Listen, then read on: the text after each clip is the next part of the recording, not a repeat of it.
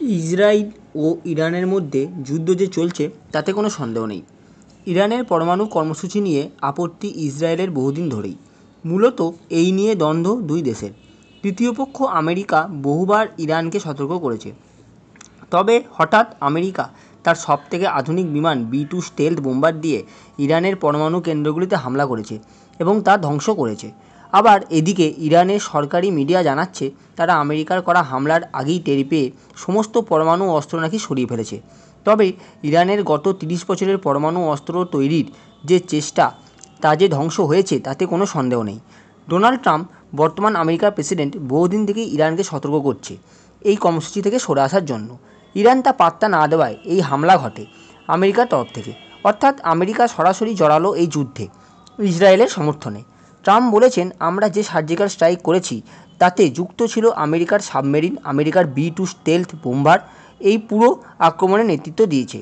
এই বোম্বার 6টিরও বেশি bunker blaster GPU-57 bomb ফেলেছে ইরানের পরমাণু কেন্দ্রতে।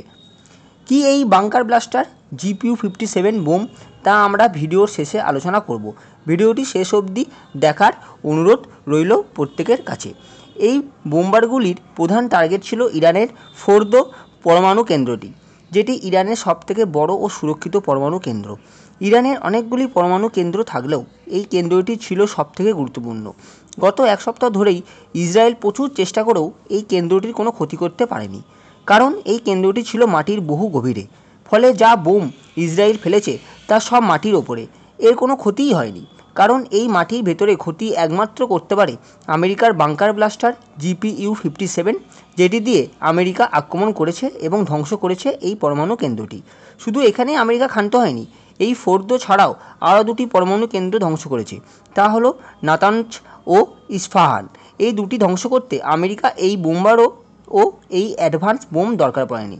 এই দুটি সমুদ্রের কাছাকাছি হওয়াতে আমেরিকা তার সাবমেরিনে থাকা হোপ মিসাইল 30টি সংখ্যার কাছাকাছি দিয়ে হামলা চালায়। প্রথমে আমেরিকা খুব সতর্কভাবে ইরানের সীমানার কাছাকাছি পৌঁছায়, তারপর ফায়ার করে সব শেষ করে দেয়। এখনও ট্রাম্প বলছে, আমরা শুধু ইরানের পরমাণু কেন্দ্রগুলিতে আক্রমণ করেছি, এরপর ইরান বাড়াবাড়ি করলে ইরানের সমস্ত নেতৃত্ব সৈন্যকে শেষ করব। ইরান এতে দমেনি। ইরানের তরফ থেকে জানানো হয়েছে তারা মধ্যপ্রাচ্যে যত আমেরিকার সৈন্য আড্ডা আছে এবার তাতে হামলা করবে। যুদ্ধ যে আরও ভয়ঙ্কর রূপ নিচ্ছে তাতে কোনো দ্বিধা নেই। এবার আসি এই বাংকার ব্লাস্টার বোমা আসলে কী।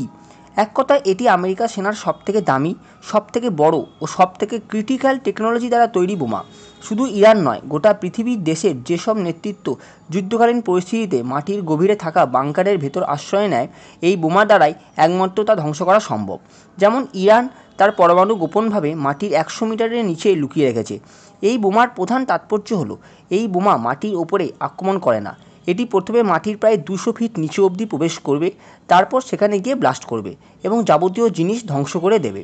200 ফিট বলতে গেলে প্রায় 20 তলা বিল্ডিংয়ের সমান। এতটা ভেতরে যাবে এই বোমা, তারপর ব্লাস্ট করবে। এই বোমা ফাটার পর ধরা যেতে পারে আরও 300-400 ফিট নিচে অবধি এর ইম্প্যাক্ট পড়বে। এইটা তৈরিতে এতটাই সময় লাগে ও এতটাই ব্যয়বহুল যে আমেরিকা আজ অবধি মাত্র 20টি তৈরি করতে পেরেছে।